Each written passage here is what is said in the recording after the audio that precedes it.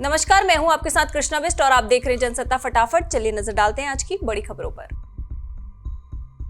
17 महीने बाद आम आदमी पार्टी के नेता मनीष सिसोदिया को जमानत मिल गई है। पेरिस ओलंपिक 2024 के जेवलिन थ्रू इवेंट में भारत के star athlete Neeraj Chopra gold medal जीतने से चूक गए और इस बार उन्हें सिल्वर मेडल से ही संतोष करना पड़ा। हालांकि नीरज के सिल्वर मेडल जीतने के बाद भी पूरे देश में खुशी का माहौल है और नीरज की इस उपलब्धि से उनके घर में भी बेहद खुशी है। नीरज की कमाल की उपलब्धि के बाद उनकी मां काफी खुश नजर आई और उन्होंने इस कामयाबी को भी गोल्ड के जैसा ही करार दिया। बांग्लादेश की पूर्व प्रधानमंत्री शेख हसीना के बेटे ने मीडिया से बात करते हुए कहा कि जब नई कार्यवाहक सरकार चुनाव कराने का फैसला करेगी तब वो अपने देश वापस लौट आएंगी। हसीना कई सप्ताह तक चले घातक विरोध प्रदर्शन के बाद पद छोड़ने के लिए मजबूर हो गई।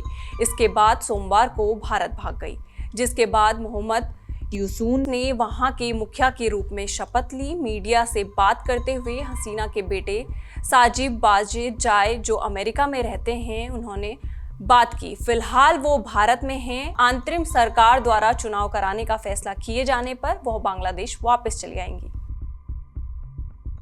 बांग्लादेश में हिंसक विरोध प्रदर्शन और प्रधानमंत्री शेख हसीना के इस्तीफे के बाद देश छोड़ने के चलते बनी अराजकता की स्थिति के बीच आज आखिरकार मुल्क में अंतिम सरकार का गठन हो गया है। इस अंतिम सरकार के मुखिया मोहम्मद यूसून के शपथ ग्रहण के बाद पूरे घटनाक्रम पर पीएम मोदी का पहला बयान आया। प्रधानमंत्री मोदी ने अपने सोशल मीडिया प्लेटफॉर्म एक्स पर लिखा कि प्रोफेसर मोहम्मद यूसून को उनकी नई जिम्मेदारियां संभालने पर मेरी शुभकामनाएं। हम हिंदुओं और अन्य सभी अल्पसंख्यक समुदायों की सुरक्षा सुनिश्चित करते हुए सामान्य स्थिति में शीघ्र वापसी की उम्मीद करते हैं। भारत शांति, सुरक्षा और विकास के लिए मिलकर काम करने को लेकर प्रतिबद्ध है। असम के मुख्यमंत्री हिमंता बिस्वा शर्मा ने बुधवार को घोषणा की कि उनकी सरकार बाल विवाह को रोकने के मकसद से अगले 5 सालों में कक्षा 11 से पोस्ट ग्रेजुएशन तक की सभी छात्राओं को स्टाइपेंड वजीफा देंगी। एक प्रेस कॉन्फ्रेंस को संबोधित करते हुए मुख्यमंत्री ने कहा कि निजुत मोइना योजना 2024 को कैबिनेट ने मंजूरी दे दी है, जिसका अनुमान है कि लगभग 10 लाख लड़कियों को स्टाइपेंड देने के लिए 5 सालों में 1500 करोड़ रुपए की जरूरत होगी। पुणे का पोर्से दुर्घटना मामला एक बार फिर चर्चा में आया। स्पेशल पब्लिक प्रोसिक्यूटर ने मामले में 6 आरोपियों की जमानत याचिका का विरोध किया है, जिसमें पोर्से गाड़ी चला रहे नाबालिग के माता-पिता, ससून अस्पताल के 2 डॉक्टर और 2 और लोग शामिल हैं। जमानत याचिकाओं का विरोध करते हुए स्पेशल पब्लिक प्रोसिक्यूटर शशिर हीरे ने मामले में सुनवाई कर शहर की अदालत के सामने तर्क दिया कि आरोपियों ने सबूतों के साथ छेड़छाड़ करके न्यायिक प्रणाली के साथ खिलवाड़ किया है।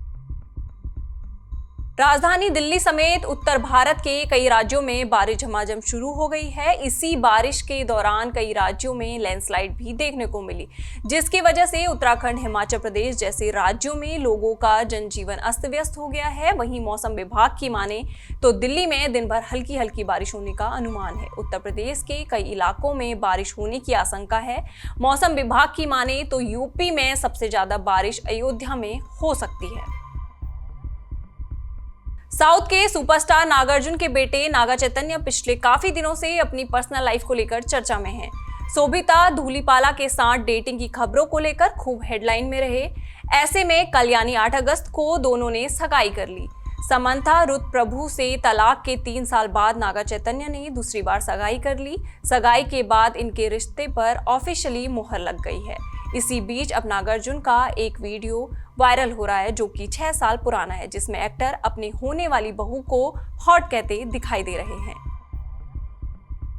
इसी तरह की देश दुनिया की खबरों के साथ जुड़े रहने के लिए देखते रहिए जनसत्ता।